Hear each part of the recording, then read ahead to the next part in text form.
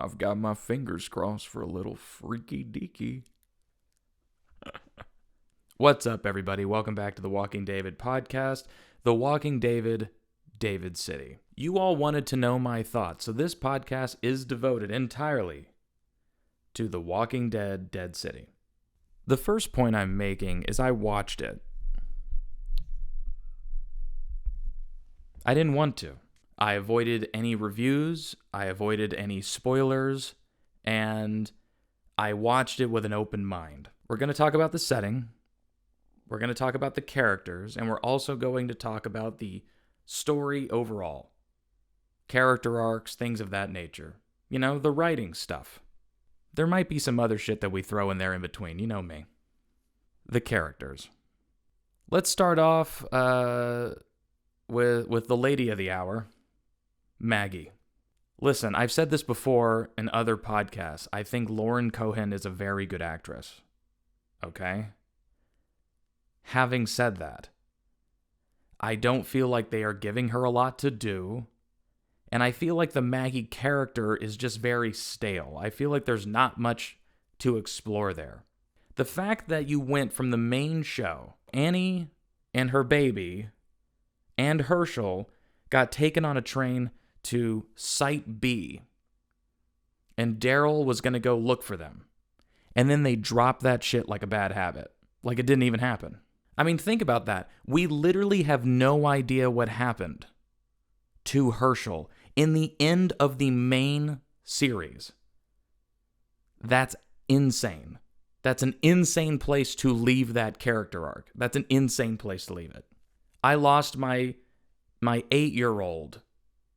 He got captured and taken away to some place, and people have told me multiple times over, I will never see him again.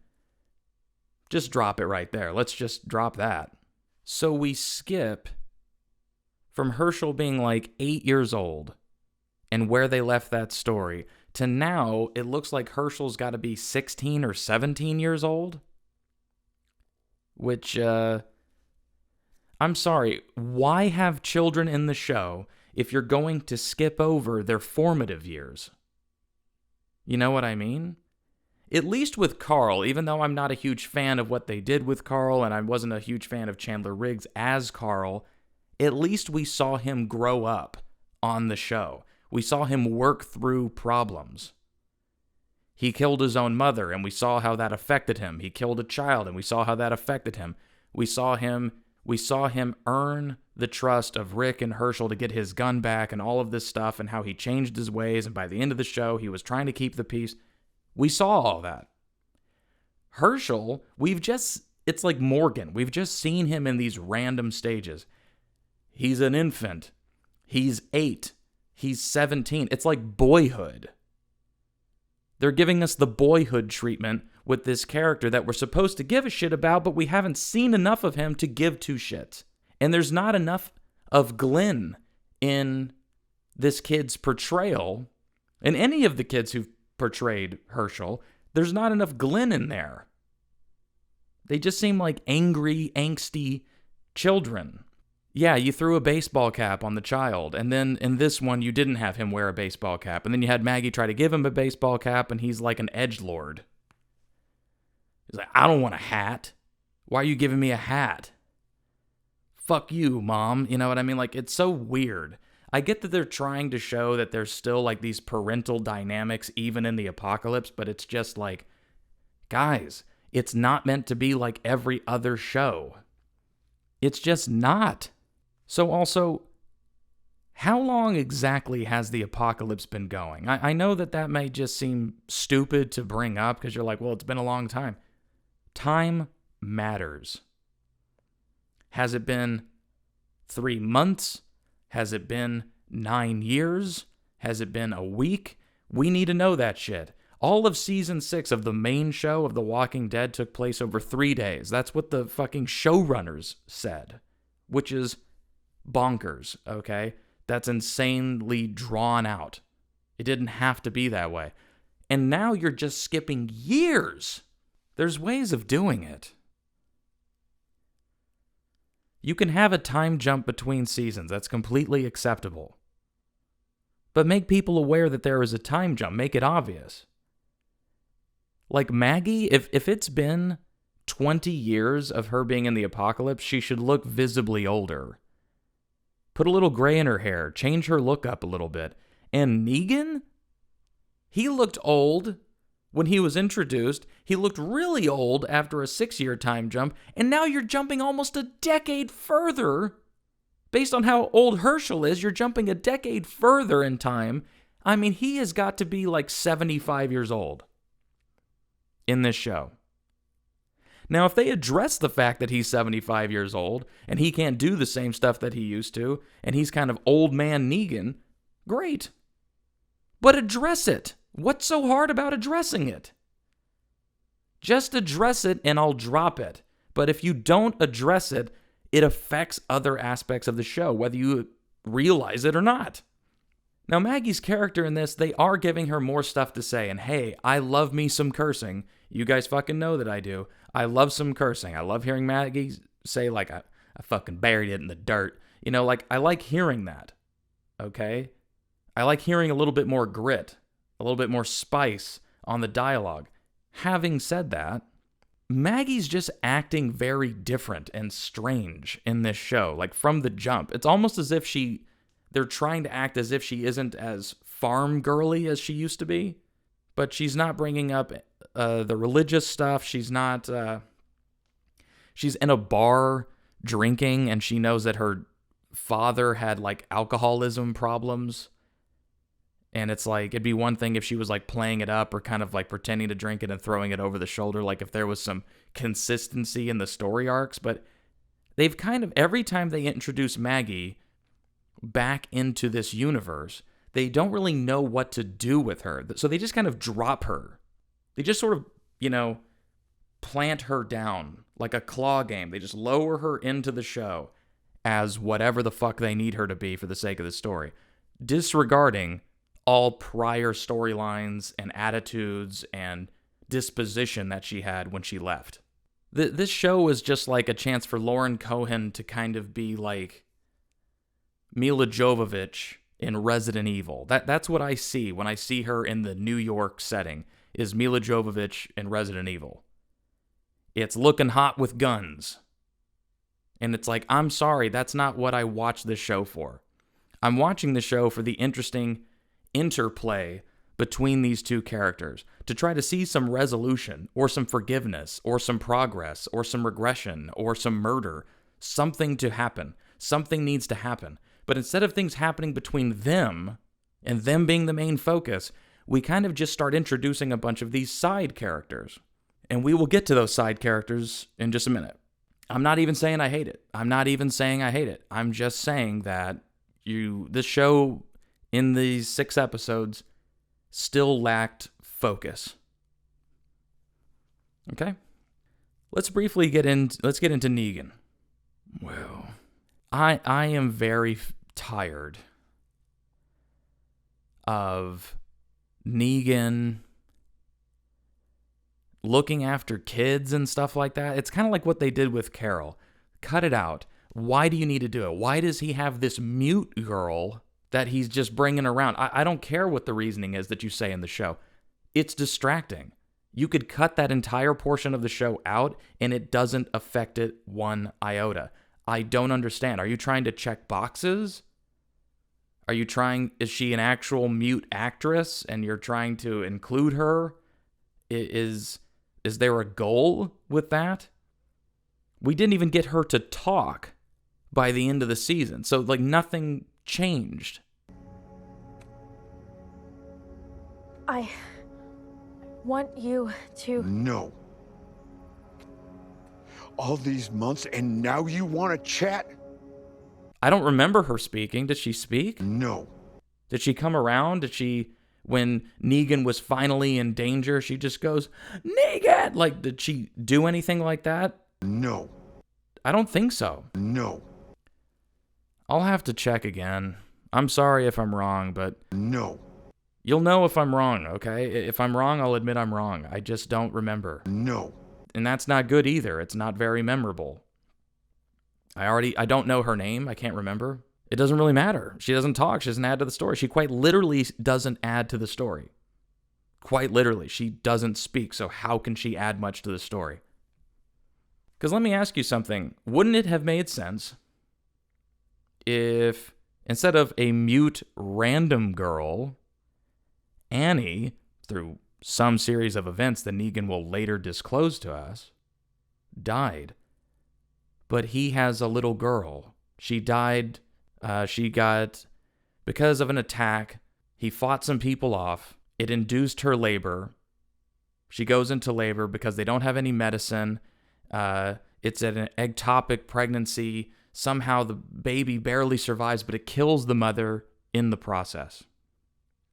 So he loses this woman that he loves. Even if we knew nothing fucking about her, he loses the woman that he loves, and now he has a reason to live. And it can still be a little girl, and that kid can actually add something to the show, just like when Rick had Judith, a little newborn baby, and was having to take care of it, and then we watched her having to get rescued multiple times and protected by Tyrese and then found by Rick, and when they reconnected. This is how you tell a story. You don't just have randomness like that for the sake of doing it. It has to have a point. Who is this girl to anyone? This is like if we made a spin-off about the guy with the orange backpack in The Walking Dead, and it's like, well, we found his bag, and now he's a deaf mute. He's a deaf mute, and he doesn't add to the story, and he's dead. He's dead. Okay, like I don't know, man. It didn't make any sense. I hated it. I hated that aspect of it. Once we got past that, I was okay with a little bit more of it. I don't enjoy, like I've said before, I do not enjoy the flip-floppiness of characters. That's poor writing. Because that's not human nature. Like, people might, in an extraordinary circumstance, be so overwhelmed that they don't know what to do. You know, paralysis by analysis. But what they don't do, they don't change their entire worldview from day to day. That was drama. They don't change their entire worldview from day to day. It's just not what people do. People don't work in that kind of extremes. Not unless if there is an incident that makes them question everything. Like the guy who's super into gun rights or something like that. And then his kid gets shot by a person who had mental instability and was able to obtain a gun legally and easily without question. And that spurs that father to question everything that he's believed to be true. That's something that happens. And that could be very compelling television if it's done correctly within this setting. But it just kind of wasn't. It's like we didn't want to get our hands dirty. We didn't want to piss anybody off. So we didn't want to bring anything up, really. You know, what's my source? Trust me, bro. What's my source? Don't worry about it. So I didn't like the flip-floppiness. I always really enjoy when Jeffrey Dean Morgan gets a scene where he's just sitting and talking very pragmatically with characters. I think he's very, very good at that. I think he's a fantastic actor when given the opportunity. He emotes beautifully with his face. He's got a very interesting face, a very withered, windswept, wise-looking face. And I think he really does understand his character, which is a huge part of portraying a character well, is you understand them at their root. Having said that, sometimes these episodes felt like they were just written with entirely different story arcs in mind. Like there was no consistency from episode to episode in terms of how the character behaved. Like when people go, hey, Negan's getting back into old Negan form. I only want to see that if there's a good reason. And to the show's credit, when he did that umbrella joke and he sprayed blood all over those people, that was over the top and wacky, and everybody's like, oh, it's my favorite scene I've ever seen in television. Come on, buddy. He likes to join. Drama likes to be a part of the podcast. How are you doing, buddy? Oh, you make a dog dad happy. Well, look at you. You, Drama, you are cute as shit. I love you. Yeah, Negan going back to his old ways. That was interesting because he was doing it for Maggie. That whole episode where he's kind of protecting Maggie and telling her to go, I liked it. I liked it a lot more. I thought it was better. Having said that, they would lose sight of it. Anytime those two characters were away from each other, it's like they regressed back to whatever they were doing before they came back together. It's very strange. I don't know. It's very EKG, up and down all over the place. This show has got like a heart murmur. Okay, something's wrong. It's like skipping beats. It's off beat, and it's just like, hey, to keep this thing alive, to keep this show alive, we got to maintain a rhythm. We have to maintain a beat. Otherwise, we're going to go into cardiac arrest. Okay? And I kind of feel like they did that. I kind of feel like they had like an arrhythmia this whole season, trying to find their footing and all of that stuff, when the footing should have been found right away. I would say that Jeffrey Dean Morgan, in terms of his acting this season, he did okay. All right. Not his best, but very serviceable. Okay? Serviceable. I would say Maggie and Negan together, like the vibe of this show, it really felt like kind of, I don't know, Law and Order meets Resident Evil. You know what I mean? Especially you got like the black detective guy who I actually kind of like. And then you got Maggie and Negan. They kind of feel like, what is it, like Mariska Hargitay? What the hell are they? Who are these people? What's the matter with you? I'm having to look up Law and Order. What? Hold on. Come on. Motherfucker. What? Maggie and Negan. Here we fucking go. I'm sorry it took me like 5 minutes to find that. Stupid slow phone. They're giving off Olivia Benson and Elliot Stabler vibes from Law and Order SVU. Okay? That's the vibes I'm getting. Here's the thing, though. You want that from Law and Order. You want their kind of delivery in Law and Order. It makes sense in that. But in this world, after everything they've been through, it really doesn't make sense contextually. Like, not understanding human behavior at this stage is ridiculous. And I've said that about Morgan, too. It's like people would have made up their minds on how they handle situations. They might have a couple of situations that fool them, kind of like they get conned by somebody. And that's acceptable. That's acceptable. People who are smart, who stand by their principles, can still be compromised at certain points in their life. But for the most part, they stay very consistent, and this show lacked that. This show also didn't give a very good sense of... Well, I'll get into the setting and everything in a minute.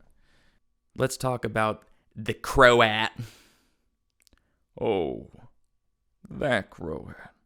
He was a psychopathic dog that just needed to be put down. Took a shot at him, took his ear off, but he got away. Listen, I really like that actor. That actor saved this season. He did. Let's find that guy's name. Let's find that guy's fucking name, huh? Let's see, what do you got? I'm going to butcher this guy's name. Zeljko Ivanek. Zeljko Ivanek. I'm so stupid, dude. Zeljko Ivanek. And Gaius Charles, who played Pearlie Armstrong, the detective. So the detective in the Croat.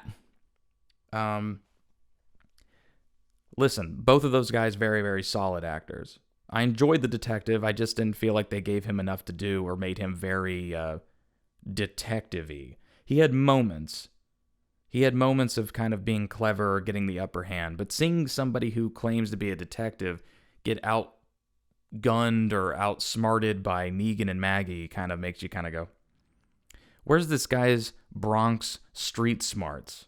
Where the hell is it? You're from New York. You need to be made out of tougher stuff than this. But the Croat, I hate that they called him the Croat. Make him the Russian, okay? I don't care even if he's nailing a Croatian accent, okay, which I imagine he must be because I've seen this guy in so many shows and so many films, and he steals the show most of the time. He's very, very compelling. He's kind of like a European Billy Bob Thornton. You know what I mean? He understands all of his characters, just like I was saying Jeffrey Dean Morgan understands Negan.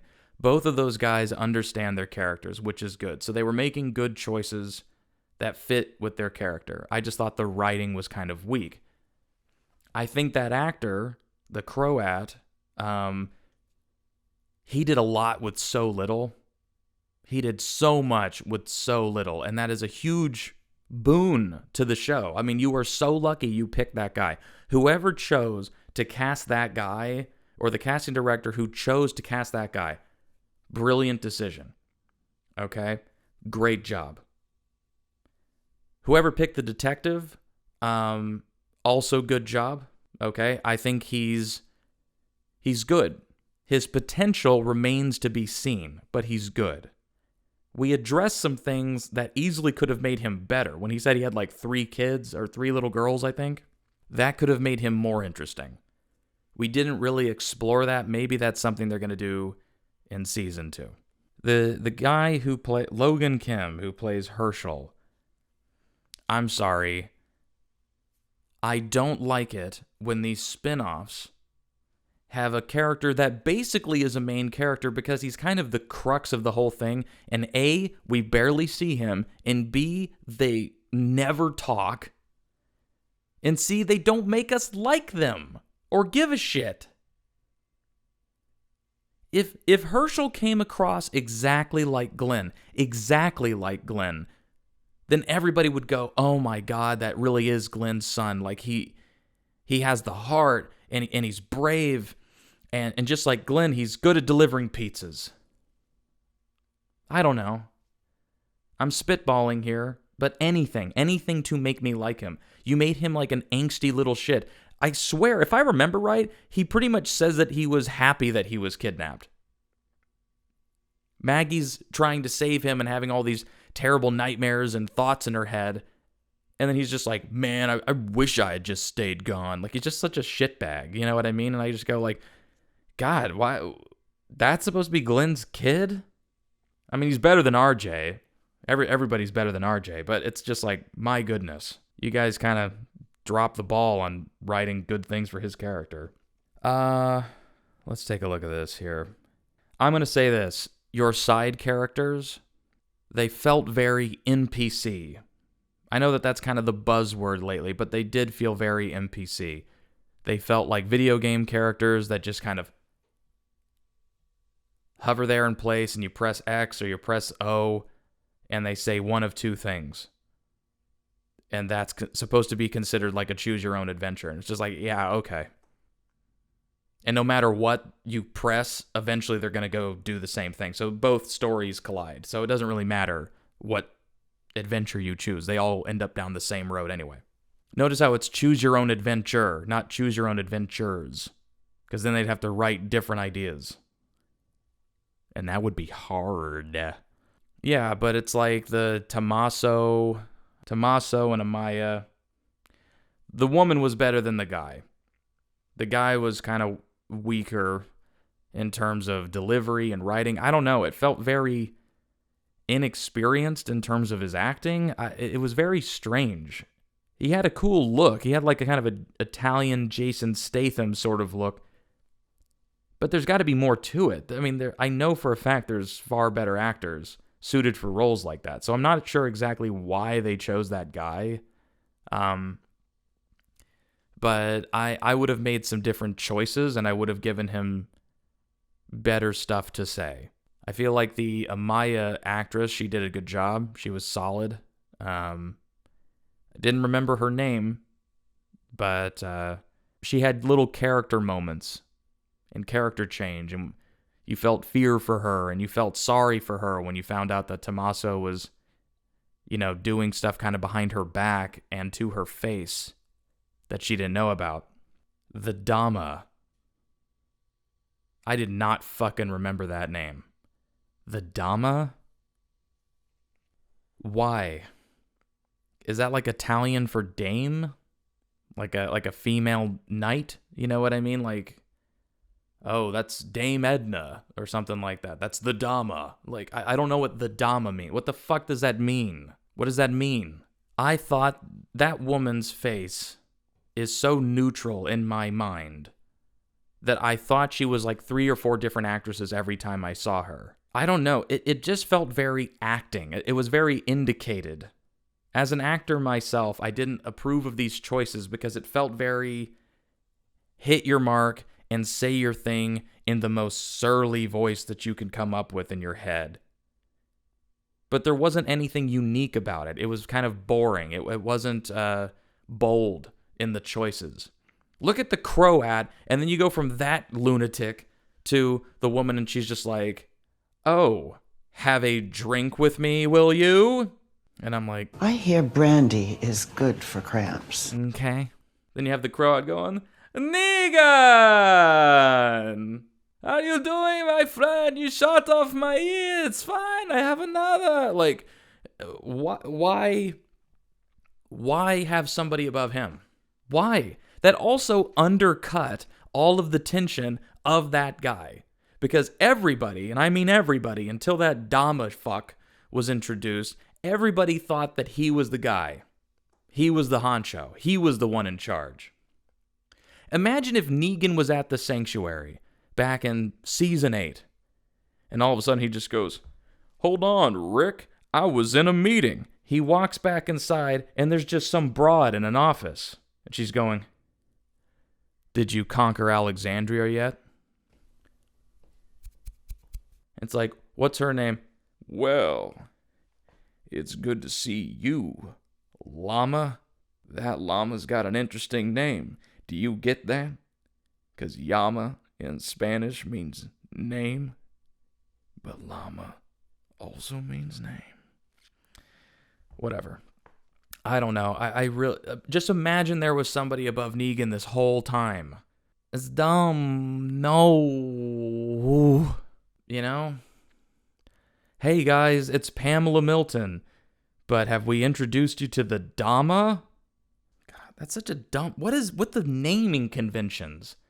What are these people doing? Are they doing what I used to do? Where you go, hey, Greg, what street did you grow up on as a kid? Croat Avenue. You what? Croat Avenue. It was a Croatian part of town, but it was Croat Avenue. Okay, well, I was trying to think of a name for this villain. Croat's weird. I guess I could call him that. How does a Croatian even sound? Let me see how this line sounds. Just tell me how a Croatian person would say Negan. That's all I need to know. If he can say Negan in a cool way, then I think we can go with him being Croatian. Well, when my neighbor, he had a dog named Negan, and the Croatian guy would come out and he'd go, Negan! Greg. I like you. I mean, what can I say, Greg? And, Kevin. What street did you grow on?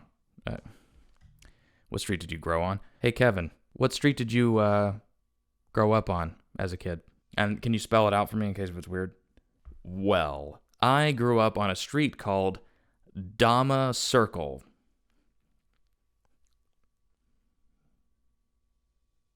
Huh? Dama Circle. Okay. How do you spell that? Dama. You spell that D-U-M-B.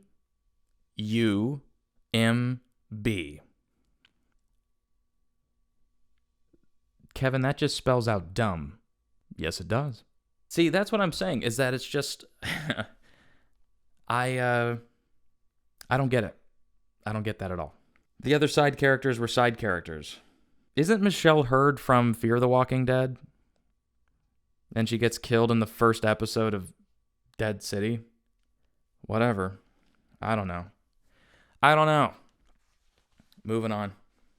So we talked about Maggie, we talked about Negan, we talked about some of those side characters. Let's talk about the setting. New York. I love New York. And New York is a great setting for a zombie show, for an apocalyptic show. If the show is showing you the start of the apocalypse and then cutting to the result of the apocalypse after a few years. Resident Evil, I Am Legend. These movies use the New York setting perfectly. Sure, some of it wasn't shot in New York, but you get what I mean. A lot of this stuff is shot in Vancouver. A lot of it's shot in Georgia now. I know that a lot of Dead City was shot in New Jersey. And here's the thing. If you are going to shoot it in New York, shoot it in fucking New York. You may be fooling all of these country people who've never been to New York in their lives, and the only thing about New York that they know is the ball drop and the Statue of Liberty. But let me tell you something. As somebody who has been there, who wanted to live there, who almost lived there, who's been there several times, let me tell you something. You're not getting one over on me. The use of these cinema 4D created maps, it looked like a video game. It literally looks like there are better effects in the video game The Last of Us. And that's what this looked like. It looked like they borrowed from like whatever Skybound games. It looked like they borrowed animatics and a grid layout of buildings from video games and touched them up to try to match the color, temperature, and tone of the show. None of it looked like real New York footage. I know that it would be probably very difficult to do that, but I have seen lots of places cheat other cities for New York and do a better job of it. Sure, if you show the skyline and it's all kind of silhouetted, you can make it work. But when you're showing like the binoculars thing and you're seeing birds landing on a building with moss on it and stuff, I'm like, it looks like a video game, dude. And here's the thing. After a while, I started getting kind of used to it. And so then when they would cut to them in the real setting that they were in, that then started to look bad. Because I go, why don't they match? Well, looky here, everybody. We're in the city that never sleeps. See, this is the kind of shit that just tickles my balls. And then we cut to them in like a little studio space with like wood tacked up on the windows and the sheets drawn and a red light coming through. It looks like this. This isn't tense. This doesn't look gritty. It doesn't look like New York. It looks like you shot it in like hotels. It's like when indie films shoot in just hotels. You know what I mean? It's like, I've done that. And it looks like you're shooting in a fucking hotel. It doesn't look like a house. It looks like a hotel room. Everybody knows those beds. Everybody knows those lamps. Everybody knows that horrible symmetry and that awkward maroon chair with the wood handles on the side. It just looks fucking weird. They didn't show a good representation of what like the underground sewer system or the subway looked like or anything like that. They almost did a better job of showing a New York subway in the last season of The Walking Dead when they were in Georgia and they were on their way to Meridian to go get rations. That kind of had the same look. It kind of felt like the same people who shot that shot Dead City. And listen, folks, it can look cool at times, and I do like the darker setting, but some of the shit that you did, it's just so old hat and dumb, like there's zombies falling off the tops of buildings, and they're acting like it's like they're raining from the skies, and the characters are like shocked by this. It's like, okay, are you really implying that zombies have a way of climbing upstairs without any problems, are able to open a door to the rooftop, and are in such mass quantities getting to the rooftop, even though there's nobody up there except birds at best, which can fly away, and which would fly away, that they are climbing the stairs to the top of the skyscrapers and then just falling off the roof. Now, if they were like 28 daters, if they were like 28 daters Fucking idiot, David. If they were like zombies from 28 Days Later with the rage virus, and they were plowing through Variant Walker style through the glass and blasting out just to get at you, okay. That's not what happened. They just fell from the fucking sky because they go, you know what? Deus ex machina. We just need a walker to literally fall into frame. It was goofy. I guess it would be scary if you did that in the beginning of The Walking Dead.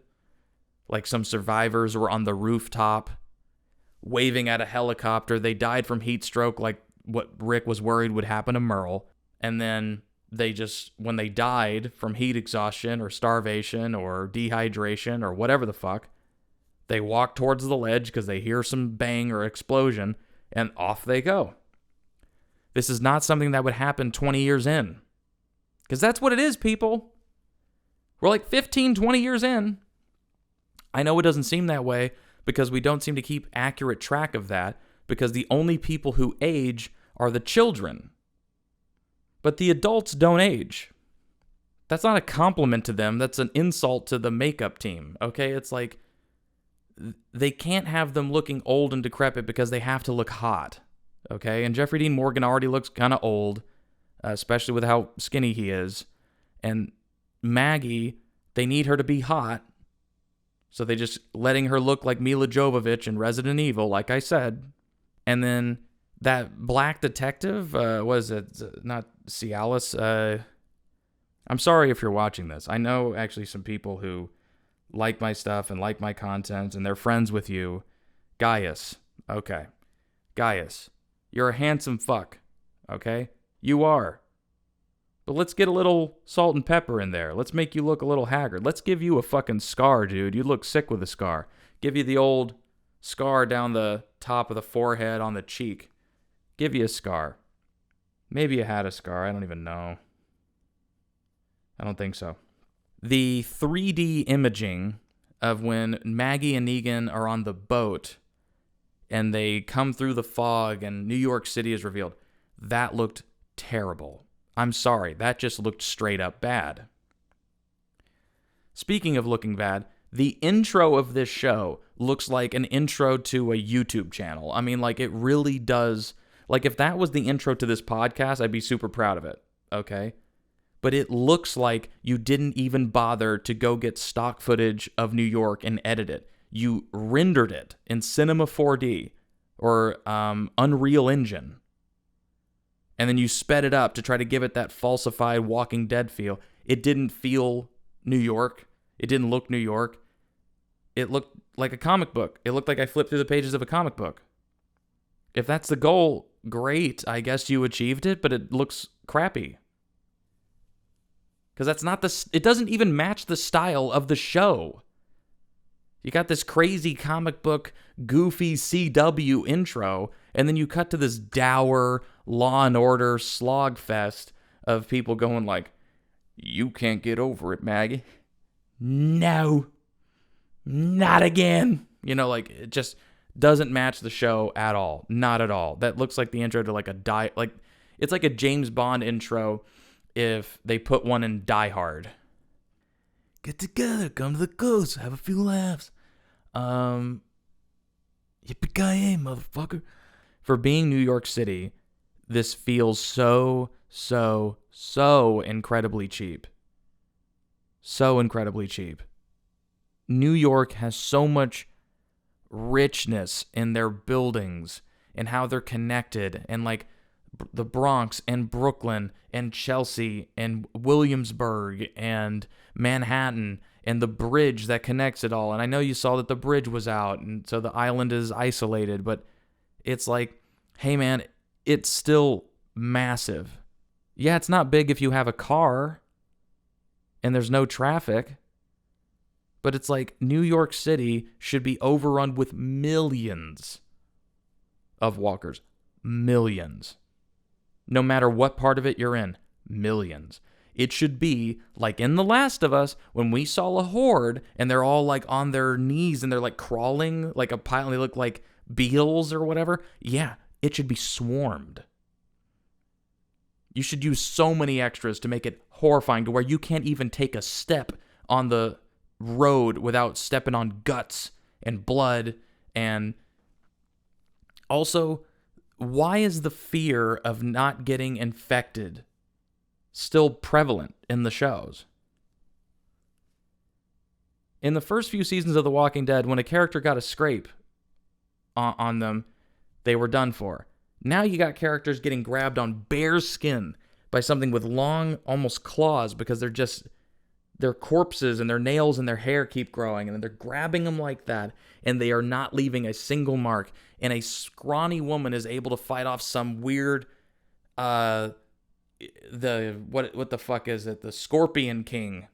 Maggie's fighting the Scorpion King zombie, and it's going, and it's got like multiple faces on it, and you're just like, what the fuck? Like, how? Why? And it's like, if this thing looks like this, it's mutated. And if it's mutated, that means it was probably in like poison or like radioactive waste. And she's just touching it with her bare skin, and it's getting spittle and juice all over her, and it's just like leaking, and it's got pus, and it's covered in blood, and she's stabbing it, and not one cut from a stab like right here against its teeth or its nose bone or nothing. So I hope, here's my hope. Oh, by the way, it looked like they were trying to use like Madison Square Garden, and it looked like the inside of a basketball court where they had a ring randomly set up. That felt so forced. I don't know. That felt bizarre. And not intimidating at all. There's like walkers coming in from every direction, but it's only like 100. And we've seen in multiple iterations people in these shows at this stage handle way worse odds. Hell, they could have stayed in the ring, and because there's gaps in it, did the old crowbar through the fence and just killed every single one of them, banged on the fence and killed them like that, and it wouldn't have even been stressful. It wouldn't have even been stressful. Except if you know a bomb's going off. I think that was the only reason why that was stressful, but whatever. So we've talked about the characters, we've talked about some of the setting a little bit. Let's talk about the story arcs. Once again, going back and forth between good and bad destroys any chance of a good story arc. Like I've said before, a character is a certain way.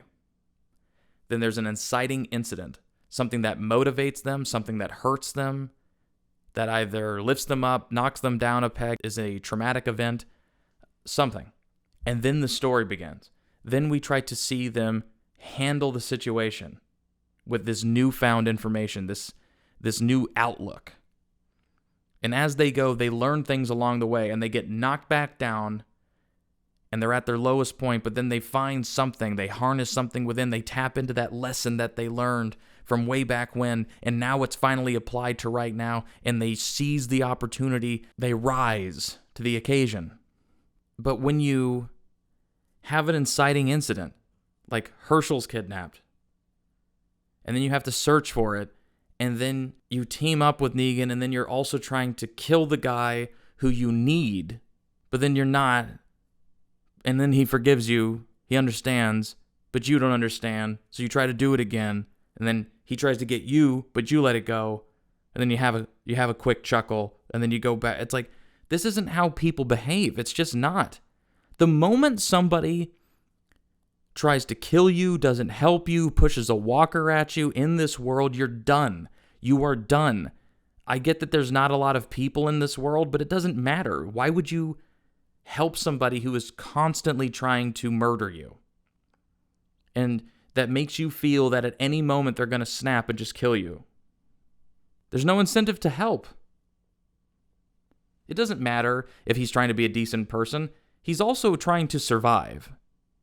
He hasn't given off the impression that he's willing to sacrifice himself. He said he's willing to help and to try to make amends by helping. But she just won't let it go. And it's like, okay. If that's the way it is, then let that be the way it is. And don't deviate from it. You could have interesting moments where maybe she obtains more of an understanding of Negan, or Negan sympathizes with her even more when she's sharing a memory with a group of people and he's kind of listening off in the distance. And a lot of that is shown on the character's face. A lot of that's up to the actors to give more gravitas to the writing, especially if the writing's weak. And there were some, but man, you just couldn't make up your damn mind. And that made it very frustrating because I'm kind of like, what's the point of all this? She's getting in his way and he's trying to help. Why? Why not wait until you find him? He's trying to kill her. How is that going to make her forgive you? Okay. And here's the thing. They do it a lot with Maggie, way more than they do it with Negan. To Negan's credit, he doesn't flip-flop nearly as much. He flip-flops in the sense that he goes back to killing and kind of looking like he enjoys it. But he doesn't flip-flop as much when it comes to Maggie.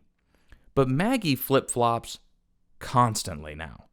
Constantly. I'm just waiting for her to start wielding a staff and start saying all life is precious. You see, we are the same. Morgan. We're the same. You know what I mean? She is just flip-flopping like a motherfucker, okay? What's Maggie's favorite card in poker? The flop. Let's talk about some things, some of the story arc that I like. I like that Negan, in the end of the show, basically said, listen, it doesn't matter what I say to you. You can't get over it, and you shouldn't. Good. That should have been a discussion for the first fucking episode. But I'm glad that you said that. That part I liked. I don't also understand why they had the Croat be so flip-floppy either. He should have just been like happy to see Negan, and that be the interesting twist, is that he wasn't looking for him because he wanted to kill him. He was looking for him because he knew that together they would make like a dynamic lethal duo and create the new Sanctuary. I didn't like that. I completely agreed with Negan on the fact that detective should have eased up the moment Negan saved him multiple times during the detective's pursuit of Negan. Got ourselves a little bit of time to figure out what the hell. Code 14, Section 2. Intentional killing shall be defined as first-degree murder and shall be punishable by supplementary execution. You're a dick. That's got to count for something. That's like the equivalent of, in today's society, cooperating with the cops. You know? The cops flashed his lights. You knew you were speeding. You pulled over before they even came up behind you. You just knew it was you. You know? And that should get you out of the ticket, in my opinion. Okay? I'm not clearing Negan of killing these people. But still. Also, this is something that I really, really hate. Bringing up that he killed Glenn and Abraham in front of Maggie 15, 16 years after it happened, acting as if you haven't killed anybody in brutal fashion at this point. Story goes he once lined up a group of unarmed folks, and he bashed in a man's head with a baseball bat in front of the man's pregnant wife. That almost sealed it for me. That almost sealed it for me. I thought this show, I was like, this show is going to be total shit. The moment they referenced him killing Glenn and Abraham in this show and having a wanted poster because somehow him killing these people in current time isn't enough. We have to bring up shit that he did 15 years ago that you didn't see, that you don't know anybody affected by it, and you would never have even heard about this. What, like Maggie's going to go to the police in the apocalypse? If that, you know, she was already super upset when Rick didn't do anything. You think she's going to feel anything if you do or don't succeed? Negan's standing right next to her. She could just stab him in the neck unexpectedly and go, the Croat wants to see you, and just do that, and the show would be over. Also, I'm sorry, the fact that you are afraid to kill your main characters in this show, that's going to hurt your show. It's going to hurt your show. If it was just The Walking Dead, Dead City, and it didn't matter that it started out with Maggie and Negan, if they both died or one of them died in service of the story being super, super epic or good and well told, then make it happen. I'm sorry. Make it happen. It doesn't matter if they're the leading people. Leading people in shows can die. And arguably in shows like this, they should. Even shows that aren't known for having main characters die, there has to be an element of danger that they could die. But it doesn't feel that way. The plot armor is so thick on this show. There's a lot of weird things that they do in this show that I don't quite hate, but I don't necessarily approve of. And there, like I said, I feel like the writing for these characters has gotten dumber. It just isn't very good.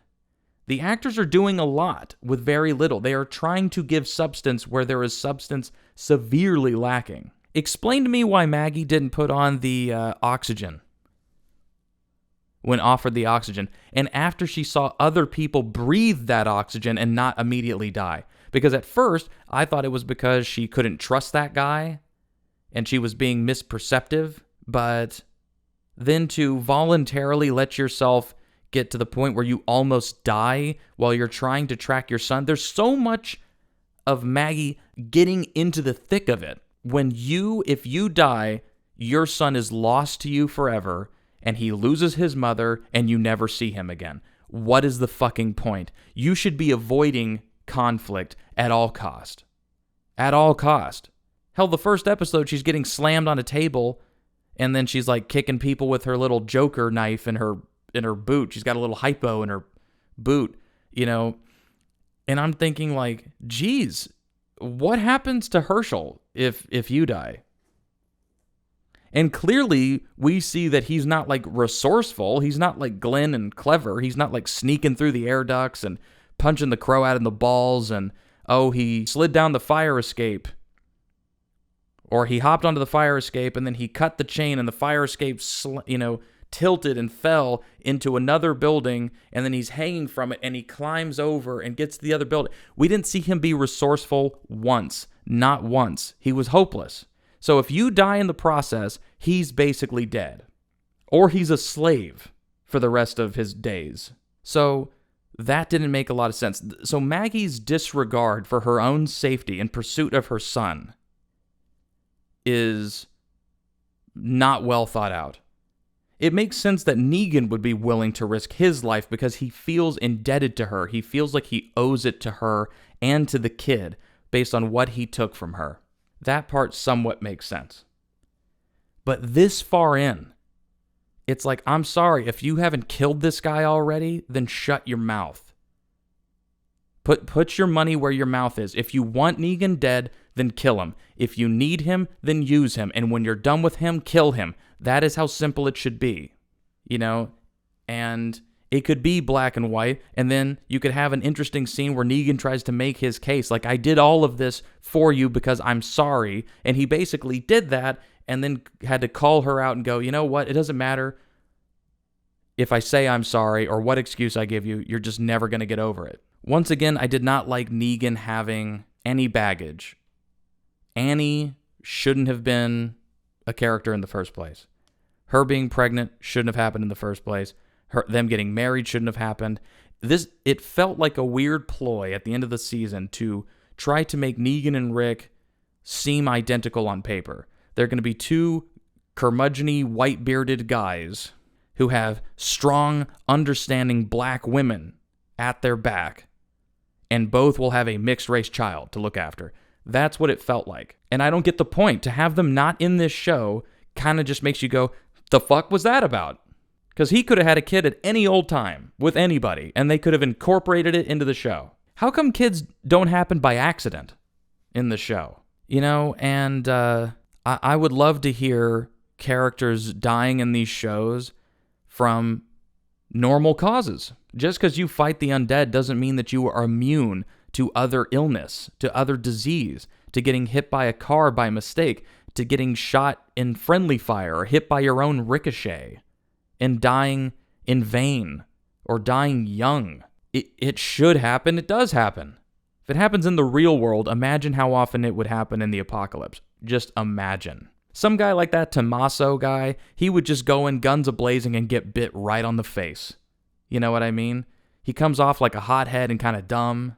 And his girl would watch it, and then she'd get all fucked up and traumatized, and she'd stare while he's getting eaten, and then she'd get bit by walkers on the side, just like what happened to Sam in The Walking Dead, and then his mom, Jesse, gets bit and just dies.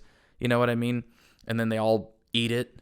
But also, this is something that's kind of a problem with a lot of these shows, is that when a character gets hurt, they need to stick with it. You need to incorporate that into the show, okay?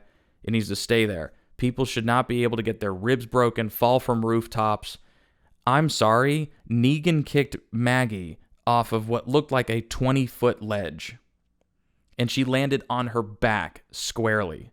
Unless if she landed on a bunch of orthopedic mattresses covered by a tarp, there's no way she wouldn't have, like, broken her back or a leg or a wrist or something. And then, fuck me, dumbest thing, Negan literally Batman jumps. He jumps like this, like he's going spelunking, and he just, like a Wolverine. It was a Wolverine jump. If I took I'll take a still shot and I will Photoshop Wolverine claws on him jumping down, and it will make just as much sense. Is that the stunt that Jeffrey Dean Morgan did and then broke both ankles? That happened, folks. He broke both ankles at the same time. That wasn't him doing that stunt. I'll tell you that right now. There was a way to shoot that and not make it look so weird. That made it look like such a huge fall, and then they both just land it and aren't hurt by it. They get the wind knocked out of them for a whole 2 seconds, and then they fight. I like that Negan got the drop on Maggie and got a knife right up to her neck, and easily overpowered her, as would happen. And then he still backs off, has her drop the knife, he lowers his. Okay, not the worst. For Maggie to find Herschel and for him to not even be excited about it, and to not give off not to evoke any imagery of Glenn, kind of upsets me, honestly. And now some of you might be saying, well, listen, David, a lot of this stuff is going to get cleared up in season 2. There was no guarantee when they made this show that they would get a season 2. So I am reviewing it as it should be reviewed, on its own merit. That's how it should be looked at. It shouldn't be looked at, well, you know, there's so much more time to fill in this story. Dude, you've had from season 7, episode 1 to now to address these things. You have. And in the show, you've had twice as long in terms of their timeline. So I'm sorry, I'm not satisfied. But I will give you a fair score. I watched your 6 episodes. Shout out to you for making it only 6. But let me tell you something, you could have made that 4. There was a lot of sitting around, a lot of doing nothing. And it didn't need to be like that. Take a few of those side characters out. Take that Tommaso or whatever, tomato out of there. Take the mute girl out. Shorten the detective stuff a bit. Have Maggie and Negan get to the point or hit the bricks. You know? Could have been 4. But I appreciate that it was 6. Just like The Walking Dead when it started out. But The Walking Dead, if you go back and you rewatch the first season of The Walking Dead, they got way more information, way more character development in that 6 episodes that made you give a shit about these characters than Dead City got anywhere near. But I will give you, I will give you, out of a score of 0 to 10, out of a score of 1 to 10, I will give Dead City, The Walking David City, I would give you, out of 1 to 10, I can't give you as high as I gave The Last of Us. I will give you a 6.8 out of 10. And I will give you that due to the casting of the detective, due to the casting of the Croat, and due to some of the story in how you portrayed the dynamics between Maggie and Negan. But I got to take points off, man, for your setting, some of your special effects, some of the logistics of how characters act, and just kind of dropping characters choosing to be stupid for the sake of the plot, not because that's their character. They're just dumb when they need to be and smart when they need to be. I have to take points off. I'm sorry, I cannot give you an A. I cannot give you an A. But listen, a 6.8 is passing. It's a 68%. It's not far. It's not far from a C. You remove that mute girl, I give you a C. I'll bring it up to a 7. You take that part of the show out. You take away that random aside of her going to Oceanside or whatever, take that out. The fact that you have people in New York bringing up Oceanside and Alexandria and all that stuff makes no sense. 0 sense. Shouldn't do it. They would have their own communities. They would have really tough people. New York's a tough city just in real life. You would have tough motherfuckers who made it to this point. And we didn't get those. Not really. Everybody would be Luther. That hulking black dude who, by the way, I laughed so hard when he died the way he did. The cheese grater on the face, not bad. Good imagery. I could feel it. You know what I mean? It was very visceral. But then it literally looked like he slipped on a banana peel and fell on a pipe and just died. I think I have a clip on my phone somewhere, but I literally laughed out loud when I saw it, to the point where I rewound it and filmed my reaction to it. Bear hug. Well, okay.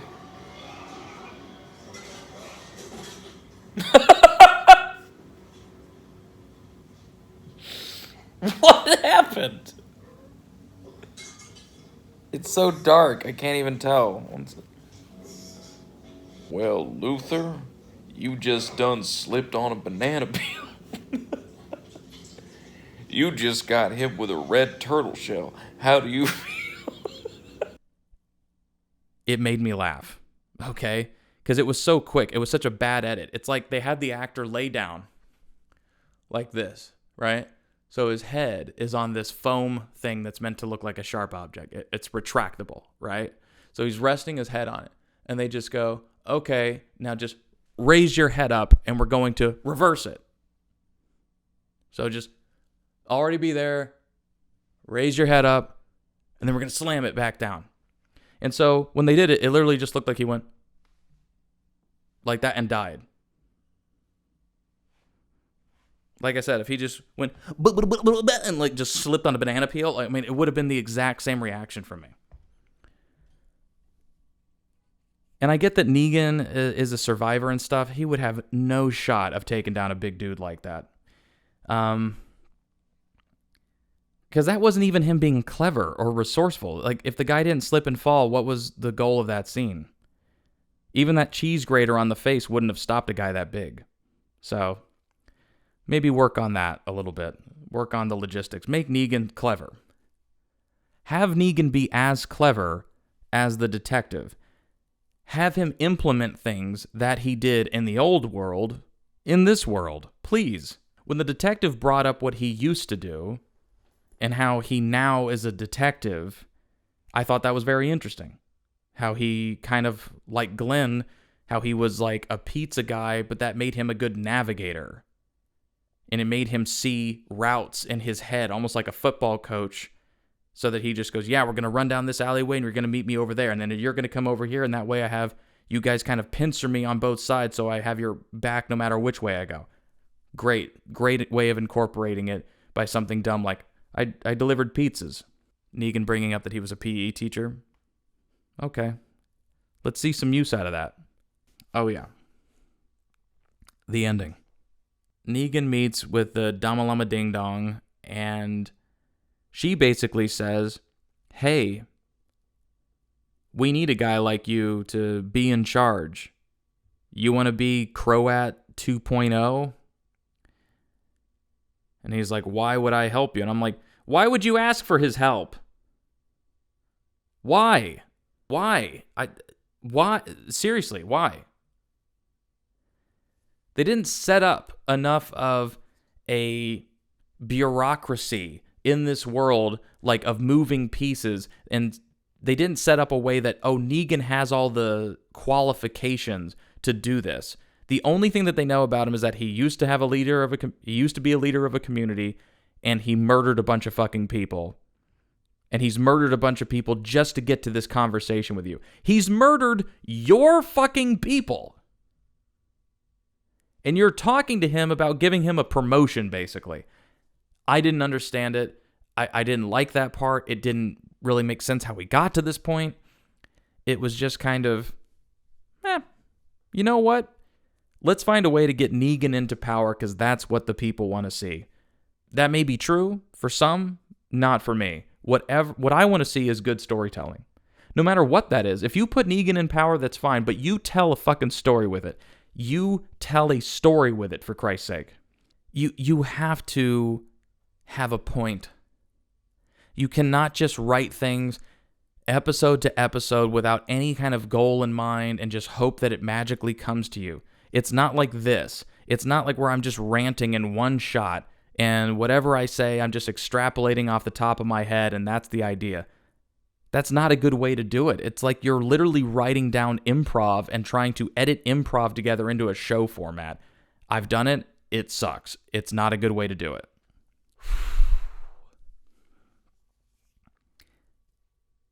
I do think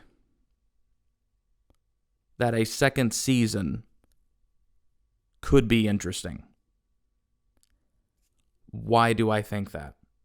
For one, you need to have Maggie get past the Negan part. Then you have to make Herschel a much greater character to the point where you need to build him up to the point where you can kill Maggie off and Herschel take her place. Okay? Just like when Maggie goes, "You don't call me Margaret or Honey, my name's Maggie, Maggie Rhee." You need that moment with Herschel. My name is Herschel. Herschel Green. Okay? The Greens are coming for you. And try to make it about Herschel surviving. Maybe then Herschel is the Batman and Negan is the Joker. Okay? The Joker's chaotic. He's all over the place. But he's pragmatic at times. And he's always kind of intrigued by Batman. You need to have some kind of approach like that. You have to get past the old shit and into new shit. You really do. And stop bringing up the old shows. Seriously, write some original material now. It matters not where all of the other characters came from, all the communities that they were from, all the things that they did, all the people they killed, all the children they lost. It doesn't fucking matter, and it never comes up in the show. So why in the fuck would it matter where Maggie comes from or Negan comes from or any of that shit? Have him be wanted for crimes that he committed now, which they did, but then they also had to fuck it by bringing up old shit that he did. Shouldn't have done that. That felt like you were force-feeding it because you thought that the audience was too stupid to remember some of that stuff. And here's the thing. How come you're not bringing up the fact that Negan had a harem of women? I'm sorry, you guys. He's done a lot of shit that just isn't forgivable. It's okay if you like the character because you like villains, but he's not the good guy. He might be not as bad as he was, but he still did all of those things. So yeah, I agree. You should either move on, write some new material, or kill him so that you can be rid of it. So Herschel needs to be more of a main character so that Maggie can then die. Negan can either watch over him from afar, or Herschel can try to grow up and seek vengeance for his dad. Maybe Herschel tries to find another group and bring them back to the island and then attack Negan. Maybe Herschel joins the detectives.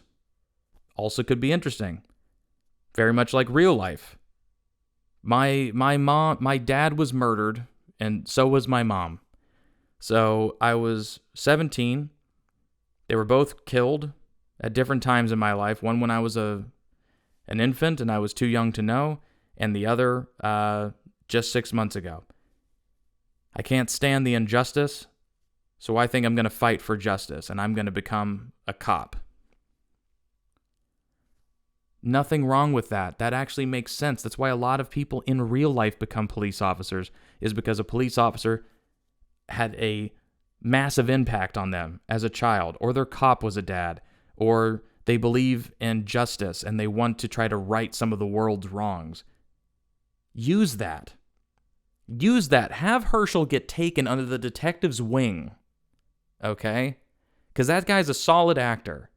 But have it happen after the inciting incident happens. Like I said at the beginning of this podcast, the inciting incident for Herschel is his mother dying. He wasn't around when his father died. The inciting incident is his mother died. Now let's get started. Time to tell some story. And it's bold. Sorry, Lauren Cohen. Love you, but it is bold. And it is the right decision, and you know it. We will see. I hope this show has a very limited run. I do not want to see it go on for years. I hope at max 2 would be okay. If the second season's a full season, end it at 2. If it's another short season, end it at 3. But do not do 4, do not do 5, do not do 6. Knock it off. You don't have that much story. You just don't. You don't. Even if you have crossover shit in these shows, cross over to a show, kill that show. Finish this show, kill that show.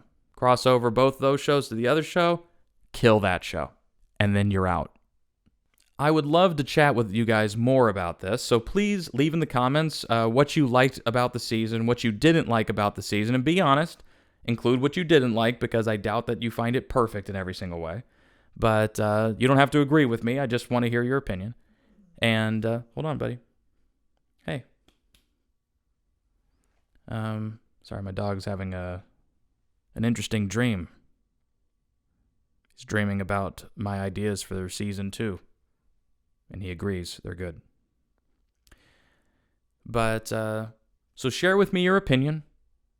If you have ideas of what you'd like to see them do in season 2, please leave them below. Share this with your friends. And once again, shout out to The Walking Dead. Shout out to The Walking Dead Dead City. I'm rooting for you. I want it to be good. And I did watch it. I didn't think I was going to, but I did watch it. Okay? And it wasn't bad enough for me to not continue. So, that's what I can give you for now. I hope you'll forgive me for being honest with you, but I think it's needed. Thank you very much, you guys, for watching this episode of The Walking David. Remember to like, comment, and share this video with your friends, and be sure to hit the subscribe button and the bell icon so that you're notified anytime I upload a new video. Thank you very much, you guys. Massive impact on them as a child, or their cop was a dad,